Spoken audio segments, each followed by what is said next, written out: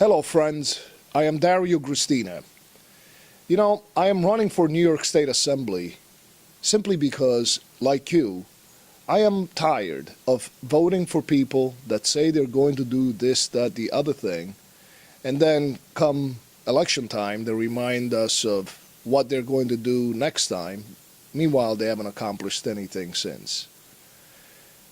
I am running because of people like my mother and my father, who are paying over $1,000 a month in property taxes. They're 70 years old, and they simply cannot afford to live here. Look, I believe that we live in a beautiful area. I moved up to Putnam Valley 10 years ago. I've enjoyed this area along with my family, and we have a special place here. We have beautiful, open, wide open spaces, mountains up to the north. We have White Plains in New York City to our south, and we have a very special place. I see this area, this district, northern Westchester and Putnam County, as the potential to be a shining example to the rest of New York and other states. And we can accomplish this together. I want to make a difference. I want to go to Albany and try to work with people. You know, as I walked around the district, knocking on doors, I didn't just speak to Republicans and conservatives. Many times I happened to be speaking with somebody in the household who was a Democrat. And you know what? They're not the enemy. They're just people like us with the same exact problems we have. When you hear a lot of the politicians talking about what happens in Albany, you would think that there is this great divide where some of the Republicans, especially my opponent, has spoken on several occasions about the fact that, well, it's a Democratic-run assembly, we Republicans are in the minority, and they just won't let us do anything. Well, I don't think that that's the way it needs to be. Leadership is what's missing. How do you approach these folks that are just like us? They're not the enemy. Just because it says Democratic under their designation doesn't mean that they don't have constituents in their districts that have the same problems we have. We're paying way too much in taxes. Fees, regulations are strangling our state. They're making it so that jobs are not plentiful like they once were, because companies, let's face it, don't want to do business in New York. Companies are moving out of New York. The cost of doing business here is such that they just don't want to be bothered. And you can't really blame them. We might as well have a sign as you enter New York that says, "Welcome to New York," in parentheses, "Don't even think of trying to do business here." And that is part of the big problem we have, because as we have lower business revenue, our costs stay the same, you would hope, but keep going up. In fact, one of the things that we as citizens, and I for one, was very upset at, is Governor Cuomo's budget, saying that, well, we're going to cap property taxes at no more than 2%, with a few caveats in there, which we already know some counties are going above that.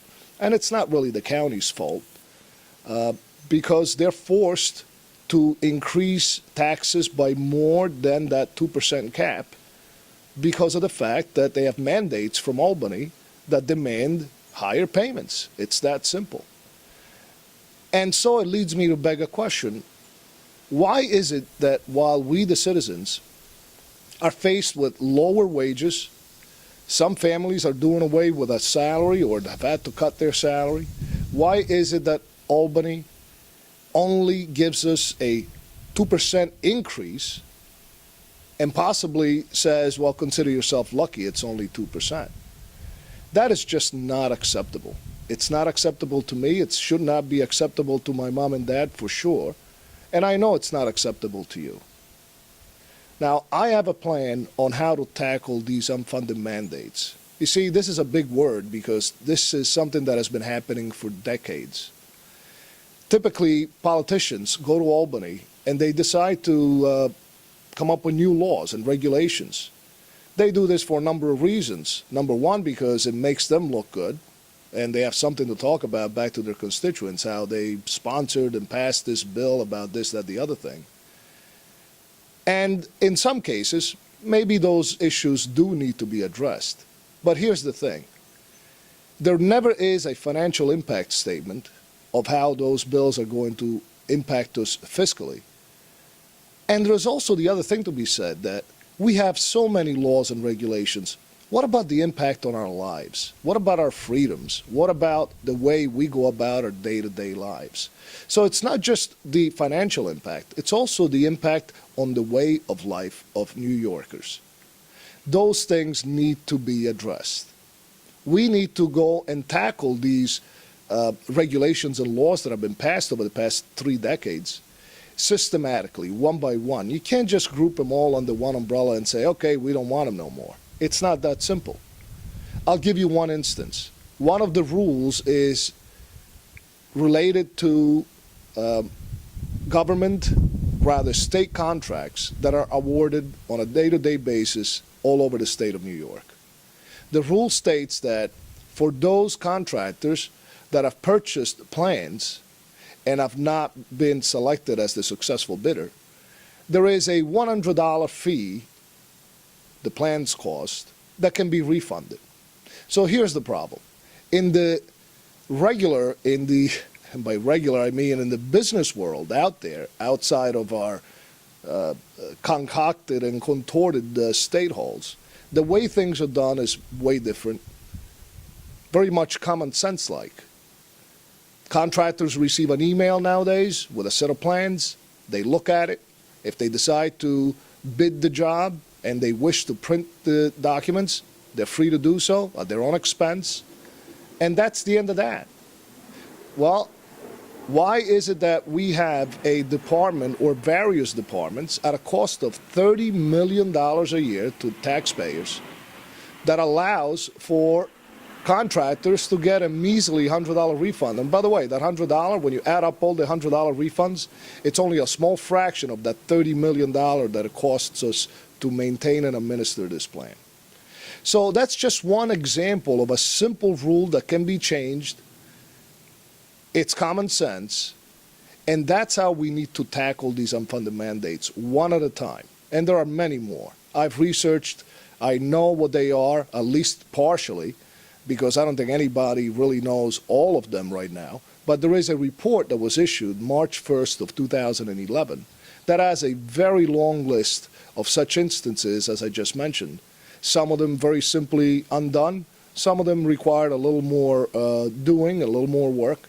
In any case, there is a roadmap that needs to be followed, and not one of our local elected officials has done anything about this, in particular, my opponent. Now, you wonder why this is? Well, again, it goes back to leadership. It goes to not only the ability to lead and the ability to talk to other people and try to get something accomplished, but it also goes to the ability to work. What is it that you're thinking? What is your agenda? How did you delineate your plan? And what are you going to do every day to attack that plan and make it happen? Now, I have a plan. And from day one, I promise you, I will work very hard to make sure that my mom and dad don't suffer any more financial consequences created by others. And you and me have better representation so that we can try to work with other similarly minded individuals in Albany and try and work to make a difference. Well, I thank you very much for your time, and I sincerely hope that we can turn this around. I need your help. Please vote for me on September 13th. Thank you again, and God bless you.